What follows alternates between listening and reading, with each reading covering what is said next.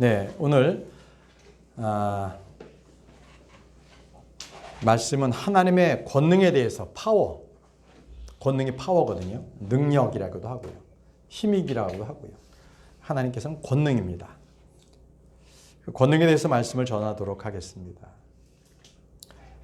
저는 이 믿음의 우리 그 분들을, 여러 사람들을 만나보면 어떤 분들은 분명히 구원 받았음에도 불구하고 힘이 없이 살아가는 모습에 있는 분들을 종종 봅니다. 저 역시도 그랬습니다. 저 역시도 그렇습니다. 이렇게 인생에 있어서 어려운 일이 닥쳤을 때 또는 실패했었을 때 거기에 좌절하고 낙심하면 힘이 없죠. 그럴 때는 꼭 내 안에 아무것도 없는 것. 그리고 나에게는 세상과 죄와 그리고 사탄과 싸울 수 있는 아무런 힘도 없는 무기력함 속에서 제가 힘들게 지냈던 적도 있습니다. 여러분들은 그런 적 없으세요? 과연 우리가 이 땅에 살면서 우리는 저 하늘에 있는 소망만 바라보고 이 땅에서는 그냥 힘없이 그렇게 능력도 없이 살아가는 존재로 그런 인생을 살아야만 되는 것인가? 그건 아닐 거예요. 그렇죠? 그럼 우리 크리스천들이 이 땅에서 살아갈 때에 필요한 능력은 무엇이겠습니까? 어떻게 공급받는 것이겠습니까? 당연히 성도들에게 필요한 능력은요, 이 세상을 이길 힘, 그리고 이 육신의 그 죄와 싸워서 이길 힘들, 마귀와 싸워서 대적해서 이길 힘들을 우리는 공급을 받아야 합니다. 근데 이 능력은요, 내가 많이 배웠다고 해서, 그러니까 박사 학위를 땄다고 해서 이것을 능력을 받는 것은 아닙니다. 아니면 내가 돈을 많이 벌었기 때문에 이 돈의 힘 때문에 능력을 받는 것도 아닙니다. 그거는요, 육신적인 자랑일 뿐이에요. 우리가 싸울 전쟁은요, 그런 것들로 싸울 수가 없습니다. 우리는 영적인 싸움을 싸우기 때문에 그렇습니다. 우리 구원받은 사람은요, 영으로서 우리의 혼이 인도를 받습니다. 육신으로 받지 않아요. 그래서 우리가 영으로서 싸움을 이겨서 승리를 해야만 합니다. 에베소서 6장 12절의 말씀에 우리는 이 성령으로서 육신을 대적해서 싸우는 자들입니다. 우리는 살과 피와 맞붙어 싸우지 아니하고 정사들과 권능들과 이 세상 어둠의 치리자들과 높은 처소들에 있는 영적 사악함과 맞붙어 싸우느니라. 우리는 보이는 것과 싸우지 않습니다. 바로 영적인 것들, 영적 사악함들, 이런 것들과 싸우고 있습니다. 하지만요, 저와 여러분들이 경험했었을 때에 믿음을 따라서 경주를 함에도 불구하고 간혹 믿음에서 낙오가 되어서 이 지금 세상에 살아가는데 이때에 누리는 복, 육신적인 힘, 세상적으로의 어떤 무슨 부귀영화, 이거를 취하는 분들이 간혹 있고 그분들이 떨어져 나갑니다. 그건 왜 그러냐면 이 세상은요, 기독교가 기복주의로, 현세주의로 가득 찼기 때문에 그래요. 보통 교회가 복 받아라 이렇게 하다 보니까 그런 교회 가면 복 받을 것 같아. 헛된 것을 쫓아서 가기 때문에 그렇습니다. 근데 그것은 은혜가 아닙니다. 하나님께서 주시는 그런 권능도 아니고요. 자, 그럼 우리는요, 과연 하나님께서 우리에게 주시는 그 영적인 힘은 무엇인가? 오늘 이 시간에 그것을 말씀드리려고 합니다. 베드로후서 1장 3절에 우리를 부르사 영광과 덕에 이르게 하신 분을 아는 것을 통해 그분의 신성한 권능이 생명과 하나님의 성품에 속한 것을 우리에게 주셨도다. 자, 그분의 신성한 권능이라고 했습니다. 디바인 파워입니다. 잠깐만요. 온도가 너무 높습니다. 제가 낮추고 있습니다. 예. 베드로후서 1장 3절에는 분명히 그분의 신성한 권능, 디바인 파워를 우리에게 주셨다고 말씀하고 있습니다. 그래서 예수님께서 승천하시면서 우리에게 주신 것도요, 위로부터 오는 권능을 우리에게 주시겠다고 말씀하셨고 주셨습니다. 또 그 권능은요, 우리 속에 담긴 보화가 되었습니다. 바로 그 보화가 우리 속에서 강력하게 일하는 권능을 가지고 있습니다. 하나님께서는요, 이미 그 권능을 우리에게 주셨다고 말씀하셨습니다. 그것을 알고 믿고 행하느냐, 안 하느냐, 이거에 따라서 그리스도인들은요, 그에게 힘이 있느냐, 없느냐가 결판이 납니다. 하나님께 모든 권능이 있습니다. 하나님께만 권능이 있어요. 사람에겐 권능이 없습니다. 그냥 말뿐인 거예요. 자, 하나님께 권능이 있다는 말씀입니다. 시편 62편 11절입니다. 하나님께서 한 번 말씀하셨고 내가 두 번 들은 것이 이것이니 곧 권능은 하나님께 속하였다는 것이라. 자, 권능은 하나님께 속하였다는 거죠. 권능이 어디로부터 주어졌느냐로의 실패와 성공이 나뉩니다. 구약에서 사울 왕을 기억하시죠? 사울은요, 사람들이 세웠습니다. 사람들이 왕을 달라고 했기 때문에 하나님께서 저들이 나를 불신하고 대적하는 거다 해서 사무엘을 통해서 사울을 왕으로 세우라고 하신 거죠. 주님께서 기뻐서 하신 것이 아닙니다. 그러더니 어떻게 됐어요? 사울 왕은요, 결국은 하나님의 말씀을 어겼죠. 아말렉 족속을 다 멸하라 했는데 멸하지 않았죠. 그리고 왕은 왕으로서, 제사장은 제사장으로서 드려야 되는데 왕이 제사장의 역할까지 다 해버릴 겁니다. 사무엘이 오기 전에 본인이 그냥 제사를 드려버린 거죠. 이러한 하나님께서 보실 때에 하지 말아야 할 일들을 범해버리고 만 거예요. 왜요? 그는 사람으로부터 택함받은 사람이었기 때문에 그렇습니다. 그는 실패했습니다. 멸망당했습니다. 그런데 하나님께서 택한 왕 다윗은 어떻습니까? 다윗은 늘 하나님의 말씀 가운데 있었습니다. 비록 잠시 밧세바를 범하는 잘못은 했지만 그럼에도 그가 잘못을 뉘우치고 하나님께 나갔을 때 하나님께서는 그에게 그의 씨를 영원토록 왕자에 앉게 하겠다는 그러한 언약의 말씀도 주셨습니다. 자, 이토록 어디에서부터 권능을 받는가? 이것이 바로 달라지는 거예요. 성공과 실패가 달라집니다.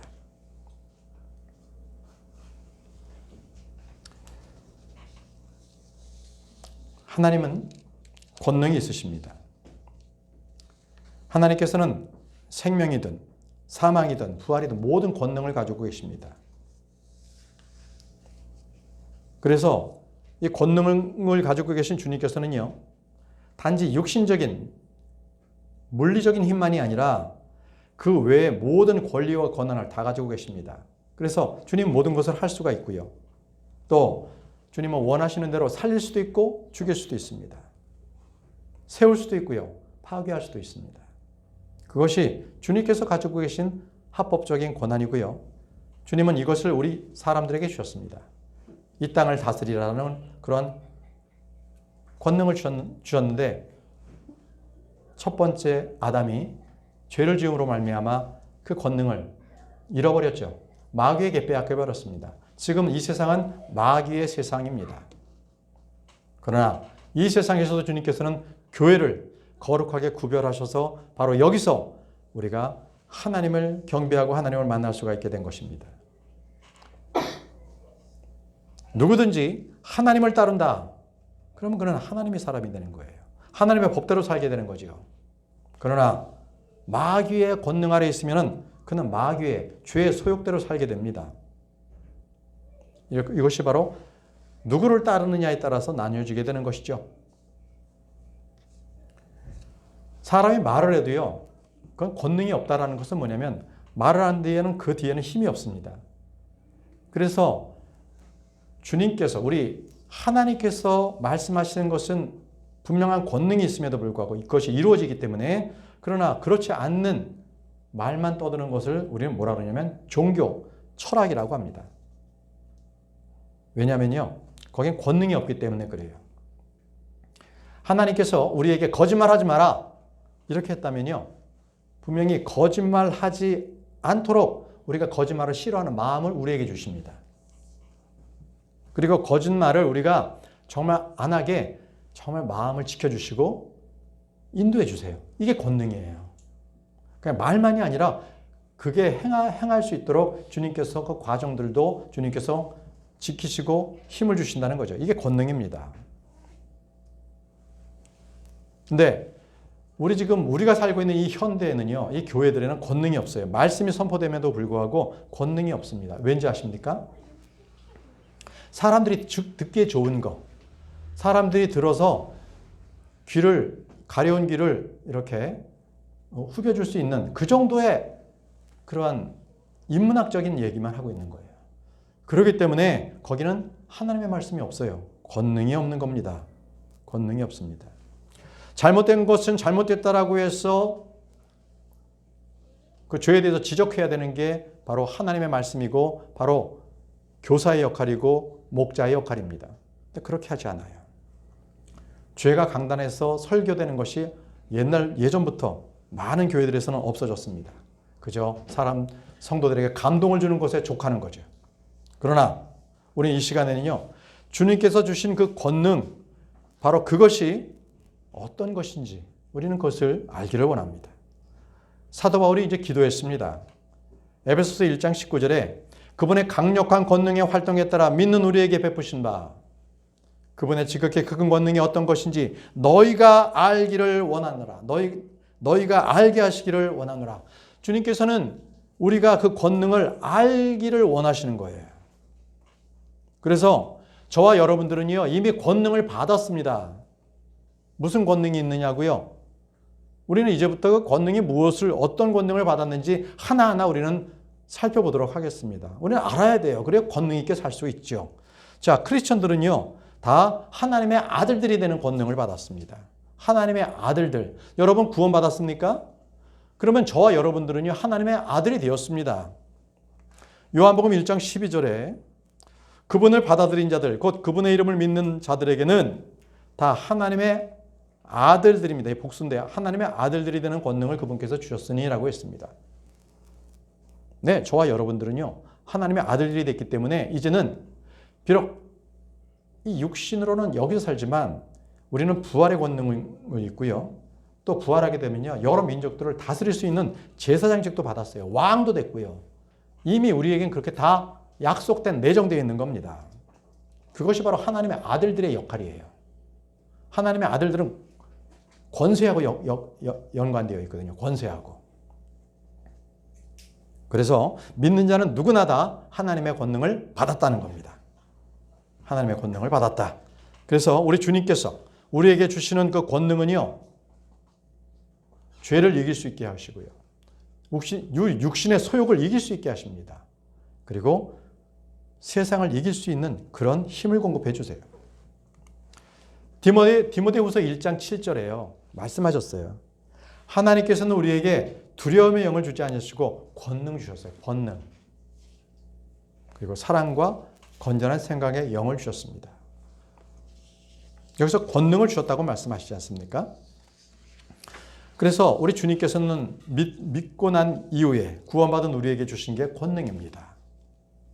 그러면 저와 여러분들은요, 하나님의 권능이 없이 살 수 있겠는가라고 생각해 보시기 바랍니다. 권능이 없이 살 수 있겠는가?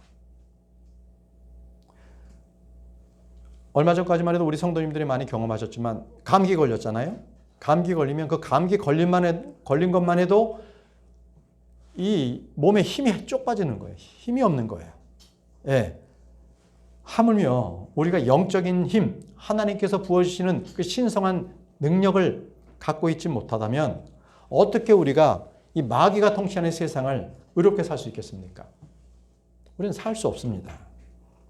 우리는 세상과 거슬려서 살아야 되는데 우리에게 하나님께서 주신 그 권능이 없다면 우리는 세상을 이길 힘이 없습니다.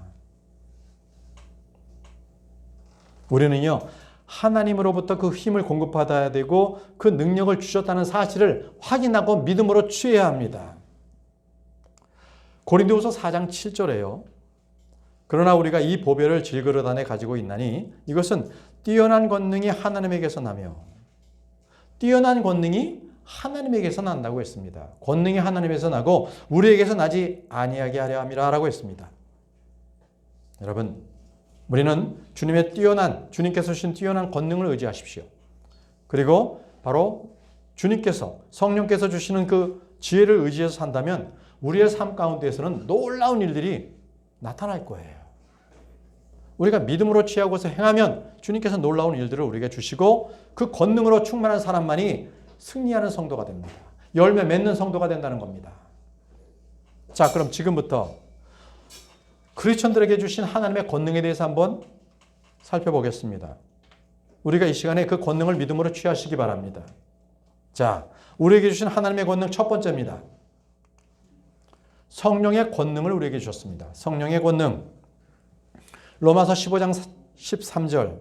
이제 소망의 하나님께서 너희가 믿는 가운데 모든 기쁨과 평강으로 너희를 충만하게 하사 성령님의 권능을 통해 너희에게 소망이 넘치게 하시기를 원하노라.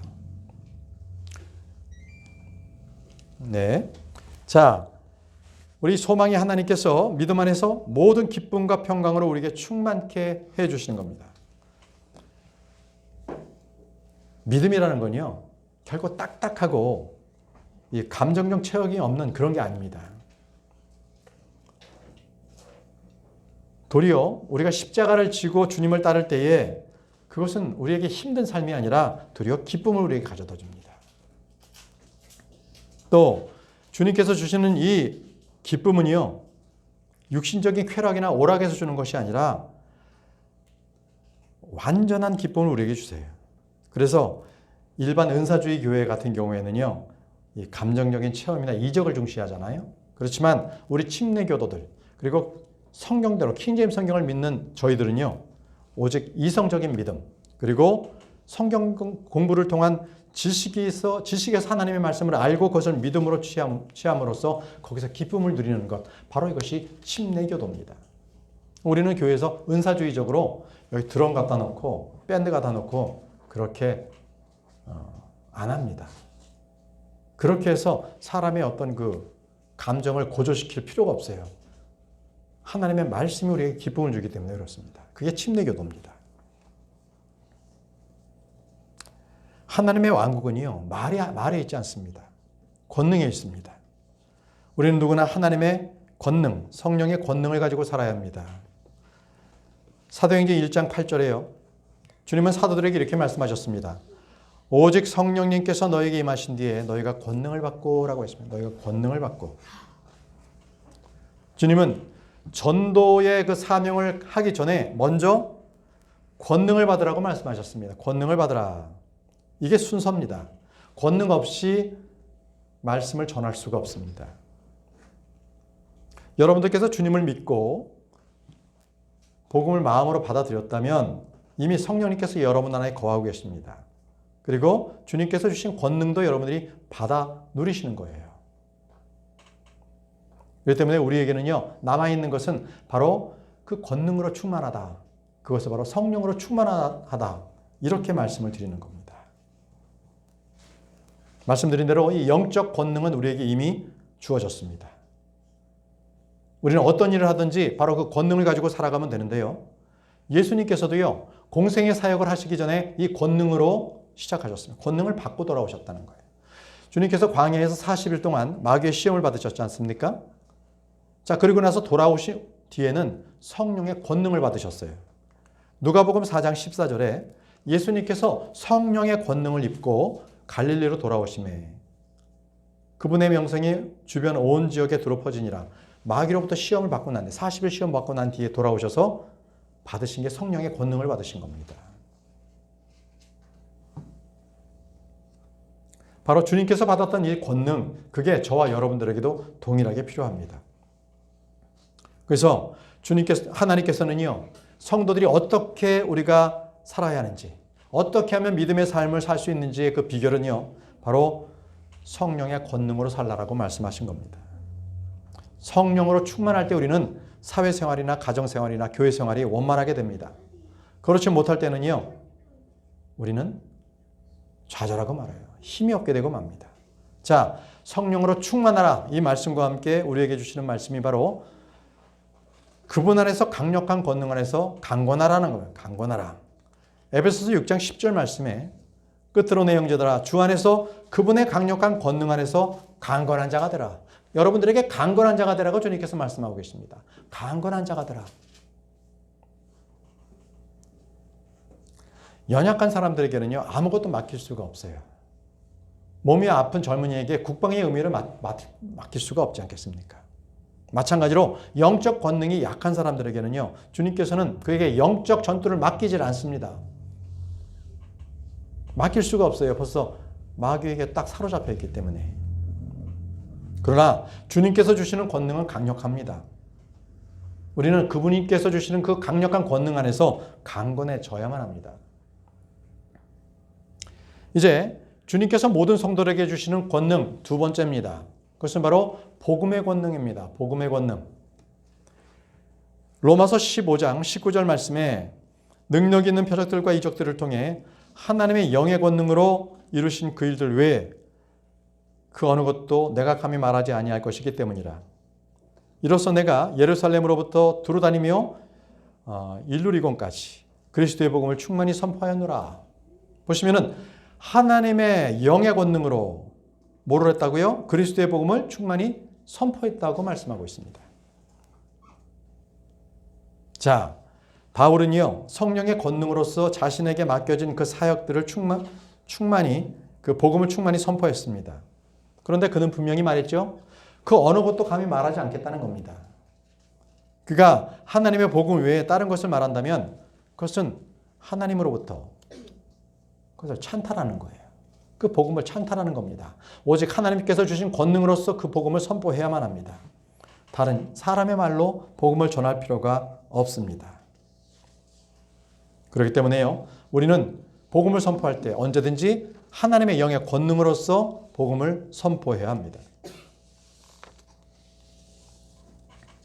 여러분들께서는 복음을 전할 때 어떤 말로 선포하십니까?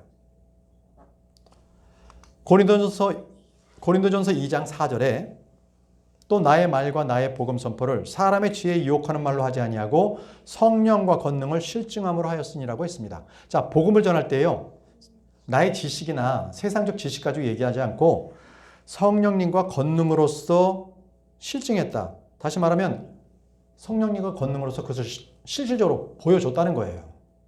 말씀 선포함으로써 그것을 보였다는 거예요. 그래서 사람의 지혜로서는요, 사람을 신뢰할 수 없어요. 사람의 지혜는 사람을 신뢰할 수가 없게 합니다. 그렇기 때문에 우리는요, 언제든지 성경에 나와 있는 그 단어들, 그 어휘들을 가지고 사용해야 해요. 중요한 말입니다. 여러분, 이 성경책에 있는 이 말씀들이 일반 소설에 있는 그 문자하고는 달라요. 하나님의 영감으로 주신 말씀이기 때문에 단어 한마디 한마디, 이 킹제임스 성경이 거의 한 78단어거든요. 78만 단어. 이 한마디 한마디가 하나님의 권능이 있습니다. 그래서 이 말씀을 사용하시게 되면 하나님의 권능이 함께 나가게 되는 거예요. 전 여러분들에게 이런 말씀도 권하고 싶어요. 여러분들이 평상시에 쓰는 말씀들도 있잖아요. 그냥 일반적인 말씀 쓰지 마십시오. 세상적인 말씀 쓰지 마시고요. 주님께서 주시는 이 말씀, 강력한 파워가 있는 성경의 말씀을 그 단어, 그걸 그대로 쓰세요. 그 어휘를 그대로 쓰십시오. 그랬을 때 권능이 있습니다.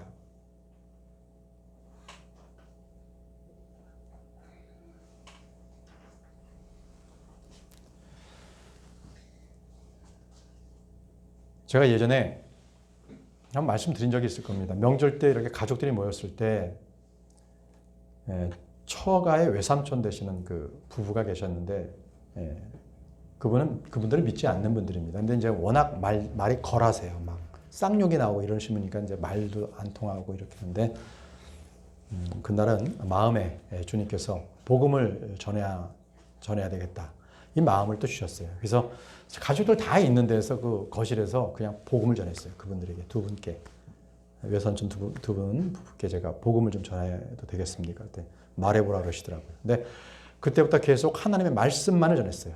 말씀만을 계속 죄와 지옥에 대해서, 그리고 회개에 대해서, 예수 그리스도의 십자가의 보혈에 대해서 딱 전하는데 그 두 분이요, 그렇게 갈갈하고 욕짓거리가 막 나오는 분들이 하나님의 그 권능의 말씀 안에 완전히 그 두 분이 꼼짝 못하더라고요. 그리고 처족화인 저에게 존댓말을 쓰더라고요. 전 처음이었어요. 그분들 저에게 존댓말 쓰는 거. 그렇습니까? 알겠습니다. 믿으시겠습니까? 예, 저희가 믿겠습니다. 그래서 거기서 그분들이 구원을 받았어요. 저는 그때 하나님의 권능의 말씀에 대해서, 복음 선포에 대해서 강력함을 그때 느꼈습니다. 여러분들이 사용하는 말이 어떤 말을 쓸 때, 어떤 말을 사용하느냐 할 때, 그때 권능이 나타나느냐, 안 나타나느냐가 나타납니다. 여러분들은요, 성경에 기록된 바로 그 기록된 말씀을 가지고 여러분 복음을 전하시기 바랍니다. 또 말을 할 때 그 말씀을 사용하시면 권능이 있습니다. 힘이 있어요. 힘 있게 사시기 바랍니다. 자, 하나님께서는 권능의 말씀이 있습니다. 그래서 그것은요, 우리 안에서 효력 있게 일하거든요. 그 효력 있게 일하게 되면 내 마음에 하나님의 말씀이 있으면 복음을 전하지 않을 수 없어요. 그 말씀이 효력 있게 일하기 때문에. 그래서 에베소서 3장 7절에는요. 사도 바울은 이렇게 얘기하고 있습니다. 내게 주신 하나님의 은혜의 선물에 따라 그분의 권능이 효력 있게 활동함을 힘입어 내가 이 복음의 사역자가 되었노라. 하나님의 그 복음의 말씀이 나에게 있으니까 그 말씀이 그냥 가만히 있는 것이 아니라 나를 움직여서 역사해서 그것을 통해서 내가 복음의 사역자가 되었다고 말하고 있습니다. 저와 여러분들도 마찬가지입니다. 하나님의 말씀이 나에게 있다면 그 말씀이 내 안에서 꿈틀거려서 도저히 이 말씀이 나 혼자만 알고 있기를 꺼리는 거예요. 도리어 그 말씀이 내 마음 바깥으로 입으로 나와서 분출되어서 사람들에게 복음을 전하게 되는 거죠. 예. 그런 겁니다. 여러분, 우리는 지금 이 교회 시대에 살고 있어요. 이 교회 시대는요, 복음의 그 권능이 있는 겁니다. 복음의 이 권능을 가지고 우리는 나가야 합니다. 데살로니가전서 1장 5절에는요. 구원받은 그리스도인들의 그 간증이 기록되어 있거든요. 그 간증이 보시죠. 이는 우리의 복음이 말로만 너에게 이르지 아니하고 권능과 성령님과 큰 확신으로 이르렀기 때문이라. 권능과 성령님과 큰 확신으로 이르렀다고 말씀하고 있습니다. 자, 데살로니가인들이 말씀을 들었어요. 하나님의 말씀을 들었어요. 그런데 이 말씀이요, 육신으로나 혈통으로나 사람의 뜻으로 나지 아니하고 하나님의 말씀을 들었기 때문에 그들이 권능을 받고 구원을 받은 거예요. 구원을 받았습니다. 자, 그래서 여기서 권능과 성령님과 큰 확신으로 그들이 이르렀다고 말하고 있는 겁니다. 자, 우리가 태어난 건 마찬가지로요. 바로 하나님의 권능으로 인해서 우리가 새로 태어나게 된 겁니다. 디도서 3장 5절에 그분께서 우리를 구원하시되 우리가 행한 의로운 행위로 하지 아니하시고 오직 자신의 긍휼에 따라 다시 태어남의 시승과 뭘로요? 성령님의 새롭게 하심으로. 성령님의 새롭게 하심으로 우리가 구원을 받은 겁니다. 그래서 이 구원받은 사람들을 이렇게 보게 되면 일단 말씀이 딱 전해져요. 말씀을 딱 듣고 나서 그것을 본인이 회심하게 되는 거죠. 아, 내가 이 말씀대로 내가 죄인이구나. 그래서 회심하게 돼요. 그리고 하나님의 그 말씀의 권능에 따라 성령님이 역사하십니다. 그러므로 이제 그가 주님을 받아들이고 그 인생이 이제 하나님께서 그와 함께 하시게 되는 그런 과정을 겪게 되는 거죠. 이게 믿는 사람들의 바로 그 모습이에요. 자, 복음, 바로 그것은 믿는 자를 구원에 이르게 하는 하나님의 권능이라고 말씀하셨습니다. 로마서 1장 16절에 내가 그리스도의 복음을 부끄러워하지 아니하노니 이는 그 복음이 믿는 모든 자를 구원에 이르게 하는 하나님의 권능이기 때문이라. 하나님의 권능이기 때문이라. 사람을 구원에 이르게 하는 하나님의 권능은요, 바로 은혜의 복음, 예수 그리스도의 복음, 그것입니다. 네. 복음에는 권능이 있습니다. 이제 성도들 여러분들이 가지고 있는 권능 세 번째입니다. 말씀의 권능입니다. 말씀의 권능. 전도서 8장 4절에 왕의 말씀이 있는 곳에 권능이 있나니 누가 왕에게 이르기를 왕께서 무엇을 하시나이까 할 수 있으랴. 자, 여기서 왕이라고 하는 것은요, 여러분들 사사기 여러분 읽어보시면 그 시대는 왕이 없었기 때문이라 이렇게 말씀이 나오잖아요. 그때는 왕이 없었기 때문이라. 그러니까 그들이 자기 스스로 자기들 생각대로 했다는 거죠. 그 왕이라는 것은 하나님입니다. 하나님이 그 가운데 없었어요. 여기서도 지금 왕의 말씀이 있는 곳이라는 것은 하나님께서 계시는 하나님의 말씀이 있는 것에 권능이 있다는 말씀이 되겠습니다. 예수님께서는요, 하늘의 왕국의 왕으로서 이 땅 가운데 오신 겁니다. 그분께서 모든 권능이 그분에게 다 주어졌습니다. 마태복음 28장 18절에 예수님께서 그들에게 오셔서 말씀하여 이르시되 하늘과 땅에 있는 모든 권능이 내게 주어졌느니라. 예수님께 모든 권능이 주어졌습니다. 그렇기 때문에 모든 창조물들은요, 그분 아래 다스림을 받게 되어 있습니다. 그리고 하늘에 있는 것들이나 땅에 있는 것들이나 땅 아래에 있는 것들도 모든 무릎이 예수라는 이름에 무릎을 꿇게 되어 있습니다. 하나님께서는요, 이 권세를 통해서 우리 거듭난 크리스천들을 다스리고 계십니다. 그래서 영이 새로 태어난 거듭난 자는요, 바로 하나님의 영적 통치를 받게 되어 있어요. 하나님과 교신을 하게 되고 하나님의 명령을 듣게 되어 있습니다. 왜냐하면 크리스천은요, 하나님의 왕국의 백성이기 때문에 그렇습니다. 하나님의 왕국의 백성, 그 영적인 왕국의 백성이 벌써 되었어요. 그래서 예수님께서 하시는 그 말씀에는 권능이 있습니다. 왕이 하시는 말씀이기 때문에 권능이 있는 거죠. 누가복음 4장 32절 말씀에 그들이 그분의 교리에 깜짝 놀라니 이는 그분의 말씀에 권능이 있었기 때문이라. 예수님께서 말씀하시니까 그분의 말씀에 권능이 있는 것을 사람들이 다 아는 거예요. 하나님의 말씀은 살아있고 권능이 있습니다.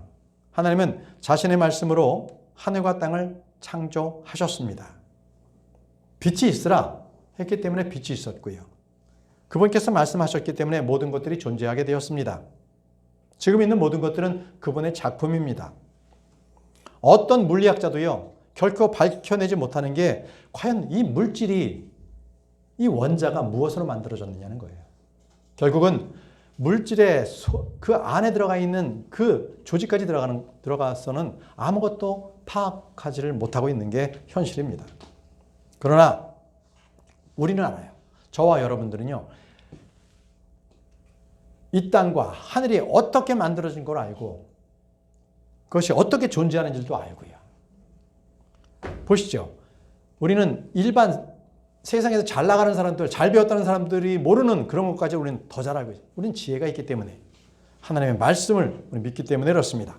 시편 33편 6절 주의 말씀으로 하늘들이 만들어지고 하늘들의 온 군대가 그분의 입의 수무에 의해 만들어졌느니라. 보십시오. 주님의 말씀, 그분의 말씀으로 하늘들이 만들어졌습니다. 또 그분의 입의 숨에 의해서 하늘들의 모든 온 군대, 별, 달, 모든 그 군단들, 해성들이 다 만들어진 겁니다. 예. 우리는 하나님의 말씀을 통해서 압니다. 모든 만물들의 기원이나 생성이나 그런 것들이 어떻게 없어지는지를 우리는 잘 알고 있습니다. 그래서 진화론자들이 말하는 세상이 점점 좋게 진화된다. 이거는 거짓말입니다. 사람들은요, 자기들이 노력해서 더 세상을 좋게 만들려고 하는데, 여러분, 세상이 과연 점점 더 좋아집니까? 살수록 더 악해지고요, 더 음란해지고요. 그게 세상입니다. 결국은 주님께서 오시기 전에는 이 세상은 화평하지 않습니다. 바로 그것을 우리는 교리적으로 전천년주의라고 합니다. 예수님께서 오셔야만 낙원이 생기는 하늘의 왕국이 생기는 거예요. 전천년이다. 이래요. 전천년. 자, 세상은 하나님의 말씀으로 지어진 줄을 우리는 잘 알고 있습니다. 히브리서 11장 3절에 믿음을 통해 우리는 세상들이 하나님의 말씀으로 지어진 줄을 깨닫나니 그런즉 보이는 것들은 보이지 아니하는 것들로 만들어지지 아니하였느니라. 우리가 주의 말씀을 가지고 모든 것들이 바로 창조주 하나님의 능력으로 모든 것들이 만들어진 줄 알고 있습니다. 그렇다면 우리가 주님의 말씀을 가지고 있다면 우리도 주님의 권능을 가지고 있는 겁니다. 그 권능을 부여받은 거예요. 하나님은 자신의 권능으로요, 그 말씀으로 친히 모든 만든 것들을 붙들고 계세요. 그 권능의 하나님이십니다. 히브리서 1장 3절에 하나님의 영광의 광채시요 그분 자체의 정확한 형상이시며 자신의 권능의 말씀으로 모든 것을 떠받치시느니. 자, 그 아들께서는요, 모든 것을 떠받치신다 그랬어요. 떠받치신다. uphold, 떠받치신다. 바로 창조된 모든 것들은요, 하나님의 말씀으로 유지되고 있는 거예요. 지금 이 지구는요, 우주 공간에 둥둥둥둥 떠 있어요. 과학자들이 밝혀내기는 뭐 태양과의 어떤 중력과의 관계 이렇게 하지만 결국은 그 모든 것들이 하나님의 말씀에 의해서 떠받쳐지고 있는 것입니다. 자, 네 번째는요, 십자가를 선포함이 하나님의 권능입니다. 십자가를 선포하는 것이 하나님의 권능이다. 말씀은 고린도전서 1장 18절 말씀입니다. 십자가를 선포함이 멸망하는 자들에게는 어리석은 것이로되 구원받은 우리에게는 하나님의 권능이라. 자, 예수 그리스도의 십자가를 선포하면 그때 하나님의 권능이 나타납니다. 권능이 나타나요. 이 구절은요, 여러분 모두가 암기했으면 좋겠습니다. 아주 위대한 구절입니다. 십자가를 선포함이 하나님의 권능이다. 그래서 하나님의 권능은요, 이 십자가를 선포함이 있습니다. 십자가를 전하십시오.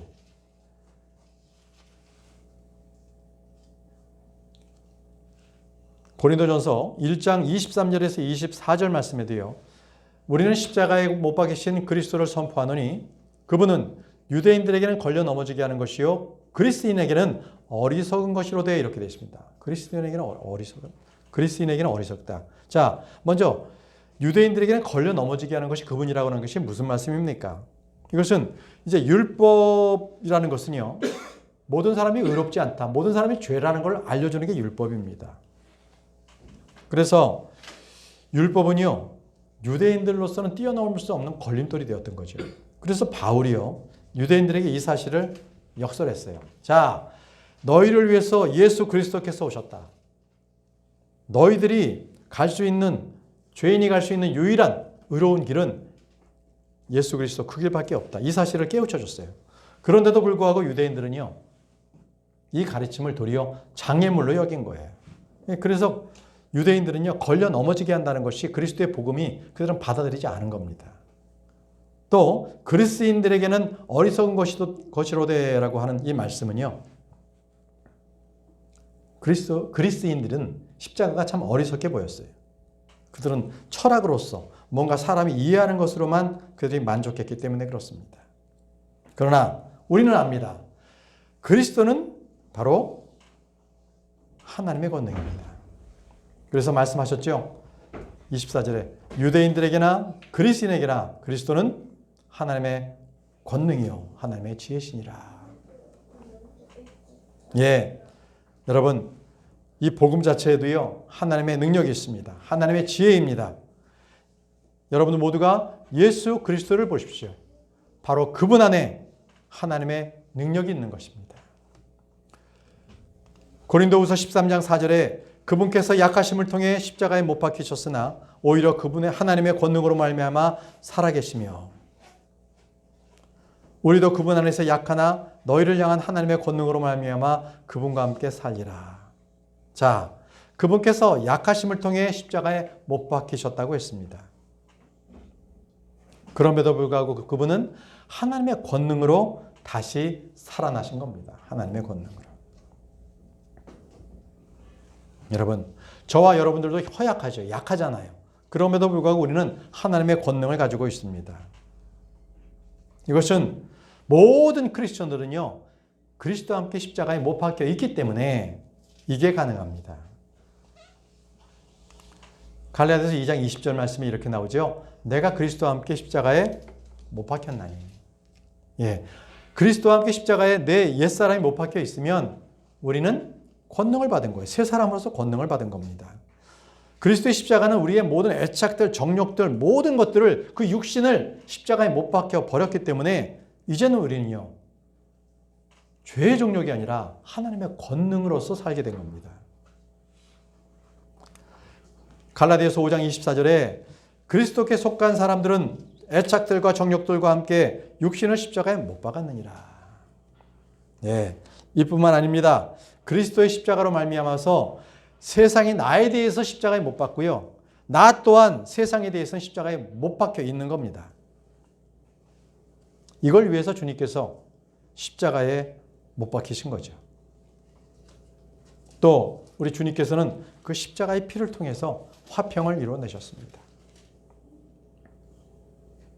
여러분 모두가 하나님의 권능이 필요하십니까?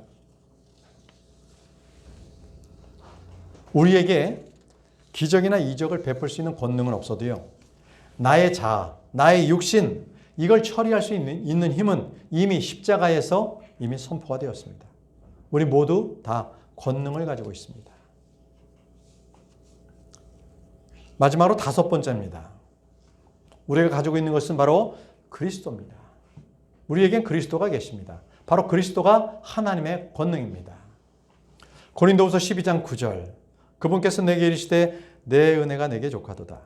나의 강한 능력은 약한 데서 완전해지느니라 하셨느니라. 그러므로 내가 오히려 크게 기뻐하며 나의 연약한 것들을 자랑하리니 이것은 그리스도의 권능이 내 위에 머무르게 하려 함이라.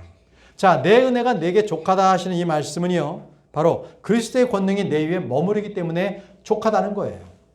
족하다. 저와 여러분들이 지금 내가 살아가는데 어려움이 있고 힘들고 이런 것들에 대해서 내가 약해질 필요가 없습니다. 주님께서 우리에게 말씀하십니다. 너에게 이미 권능을 주었다. 너에게 충분하다. 은혜가, 내가 준 너에게 은혜가 족하다. 이것은 주님께서 나에게 벌써 그 권능을 나에게 주셨기 때문에 그렇습니다. 그 권능을 믿고 취하라는 거예요. 그 권능으로 살아가라는 겁니다. 그래서 여러분들은요, 내게 있는 이 처지만 비관하게 되면 이 권능이 발견될 수가 없어요. 그래서 자꾸 내가 어떻게 뭔가 해볼까, 나의 능력으로 뭔가 안 될까, 이렇게 되면 하나님의 권능은 발휘될 수가 없는 거죠. 도리어 반대로 말입니다. 이렇게 해보세요. 내가 어리석음을 자랑하는 거예요. 내가 이렇게 잘못했네. 내가 이렇게 연약하네. 내가 정말 가진 게 하나도 없어. 난 가난한 사람이야. 이렇게 됐을 때 주님께서는요, 나의 어리석음을 지혜 주시고요, 나의 연약함을 주님께서 권능으로서 우리를 아주 강한 자로 만드십니다. 나의 가난한 것을 주님께서 부유하게 만드시는 분이에요. 뭘로요? 권능으로서. 그래서 우리의 쓸모없는 것들, 멸시받는 것들, 그리고 아무것도 없는 것들을 여러분들은 자랑하시기 바랍니다. 그럴 때 주님의 영광이 저와 여러분들 위에 머무르게 되어 있습니다. 바로 권능 있게 되는 것이죠. 베드로가요, 주 예수 그리스도의 권능을 이렇게 증거했습니다. 베드로서 1장 16절에 우리가 너희에게 우리 주 예수 그리스도의 권능과 오심을 알려줄 때에 교묘히 꾸며낸 이야기들을 따르지 아니하였으며 우리는 그분의 위엄을 눈으로 본 자들이니라 라고 했습니다. 베드로가 바로 예수님을 따라다니면서 모든 권능을 목격했죠. 제자들도 목격했어요. 그래서 예수 그리스도의 권능에 대해서 분명히 증거를 하고 있는 겁니다. 가나의 혼인잔치에서 물이 포도즙이 되게 만들었던 그 기적을 그들은 벌써 증거하고 있고요. 그들은 봤습니다. 병자들을 고치시거나 소경들이 낫게 하거나 그들이 눈을 떴고요. 오병이어의 기적은 어떻습니까? 무리를 걸어서 그 풍랑 위로 주님께서 걸어서 배로 오셨어요. 죽은 나사로를 살리셨죠. 그리고 또 결정적인 거는요, 주님께서 십자가에 달리시고 죽으셨다가 다시 살아나신 겁니다. 이것이 하나님의 권능이 아니면 무엇이겠습니까? 그래서 그리스도 그분 그 자체가 하나님의 권능이에요. 그분 자체가 하나님의 권능이라는 겁니다. 이 권능은 우리 모든 크리스천들이 갖는 진정한 힘이 바로 예수님이 됩니다. 그래서 예수님. 고린도전서 1장 24절에 부르심을 받은 자들에게는 유대인들에게나 그리스도인들에게나 그리스도는 하나님의 권능이라고 했습니다. 하나님의 지혜라고 말씀하셨고요. 예. 우리는 그리스도가 우리의 권능이시다. 바로 그분으로부터 우리가 힘을 공급받는다. 그분이 나의 힘이시다. 이렇게 우리는 고백하고 믿으시기 바랍니다. 자, 이제 말씀을 정리하겠습니다. 분명히 주님께서는 우리에게 권능을 주셨다고 했습니다. 그런데요, 우리에게 필요한 것들, 그 권능들은요, 꼭 해야 될 게 있어요. 그냥 거저 있는다고 해서 그것이 발휘되는 것이 아니라 우리가 구해야 합니다. 뭐 해야 된다고요? 구해야 합니다. 권능을 구하시기 바랍니다. 저는 요즘에 매일 기도하면서 구하는 게 있습니다. 바로 이 권능입니다.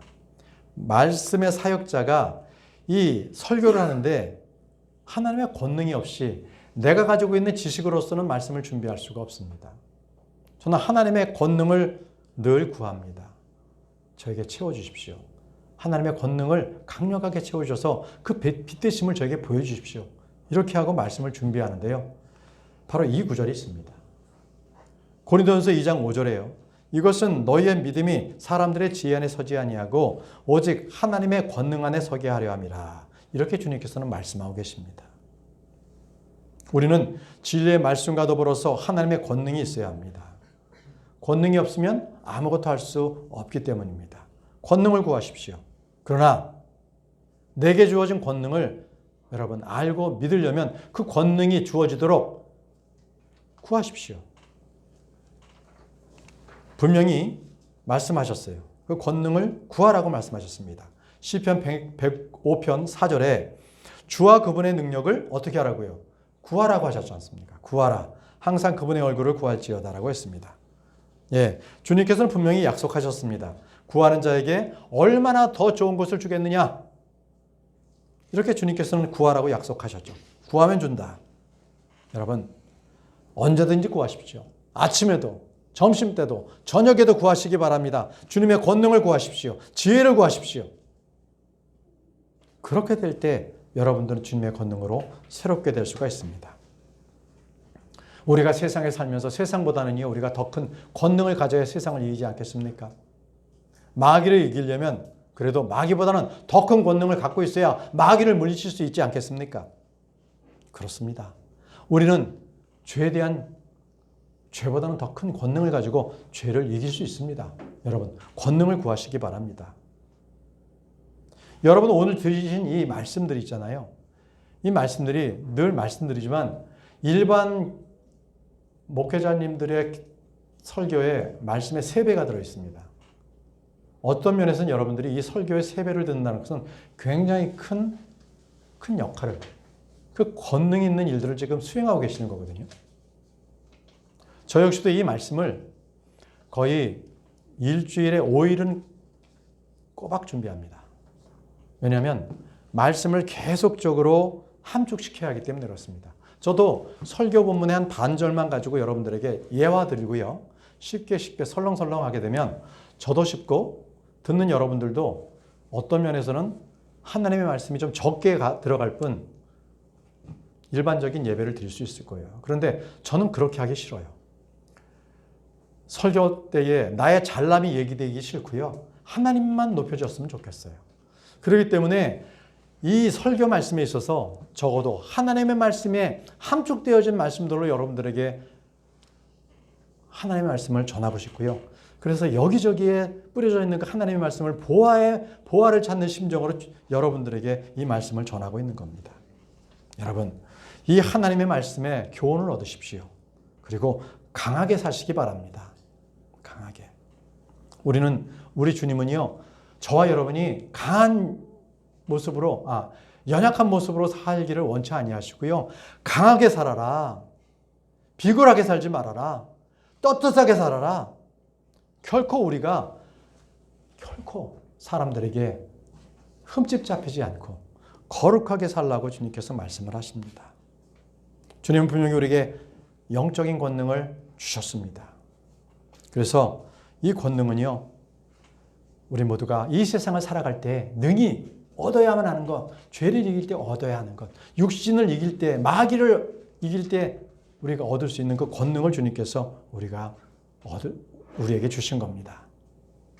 이것은 돈이나 권세나 명예나 지식으로 얻을 수 있는 것이 아닙니다. 세상에서 결코 얻을 수 없는 귀한 것들을 이미 우리들은 가지고 있습니다.